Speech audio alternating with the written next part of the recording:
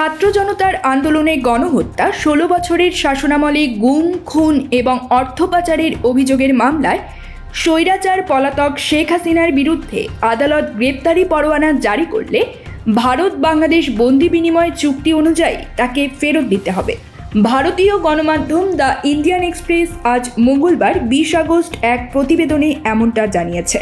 সাংবাদিক দীপ্তিমান তিওয়ারির can Sheikh Hasina be extradited to Bangladesh শীর্ষক প্রতিবেদন থেকে জানা যায়, 2013 সালে ভারত বাংলাদেশ বন্দি বিনিময় চুক্তি করেছিল এবং 2015 সালে এই চুক্তির আওতায় আসামের স্বাধীনতাকামী সংগঠন উলফার শীর্ষ নেতা অনুপ চেটিয়া সহ কয়েকজনকে বাংলাদেশ থেকে ভারতে প্রত্যর্পণ করা হয়েছিল।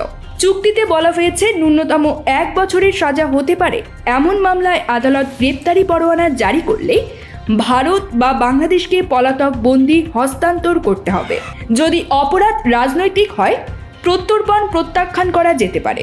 তবে হত্যা, গণহত্যা, বোমা হামলা, গুলি করে হত্যা, সম্পত্তির ক্ষতি, গুম, অপহরণ বা জিম্মি করা এবং হত্যার প্ররোচনার মতো অপরাধের মামলায় দুই দেশেরই পলাতক আসামিকে ফেরত দেওয়ার বাধ্যবাধকতা রয়েছে ওই চুক্তিতে।